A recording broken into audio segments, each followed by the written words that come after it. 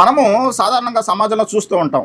ఎవరైనా చనిపోతే సమాధి నిర్మిస్తారు. అయితే ఆ సమాధులను పటిష్టంగా నిర్మిస్తారు. కానీ దైవప్రవక్త గారు అంటున్నారు, సమాధులను పటిష్టంగా నిర్మించమాకండి అని.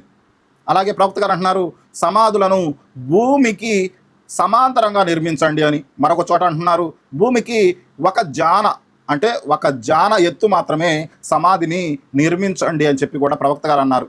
అలాగే సమాధి వద్ద ఏదైతే కట్టడం కట్టిస్తారో దానిపై పేర్లు కూడా రాస్తూ ఉంటారు. ఇది మా తాత సమాధి, ఫలానా నాన్నగారి సమాధి అని. అలా కూడా పేర్లు రాయమాకండి అని చెప్పి కూడా ప్రవక్త గారు తెలియజెప్పడం జరిగింది. అయితే సమాధి యొక్క తల భాగంలో ఒక పెద్ద బండరాయి అయితే పెట్టేసి గుర్తుగా అలా ఉంచేశారు ప్రవక్త గారు. అంటే ఇక్కడ ఒక సమాధి ఉంది అని ప్రజలు గుర్తించాలని మాత్రమే అలా గుర్తుగా ఒక బండరాయిని పెట్టారు తప్ప మరేది సమాధి గుర్తుగా ఏర్పాటు చేయడం అనేది ప్రవక్త గారు చేయమని కూడా చెప్పలేదు. కానీ ఈరోజు ముస్లిం సమాజము సమాధులను ఎత్తుగా పటిష్టంగా నిర్మిస్తూ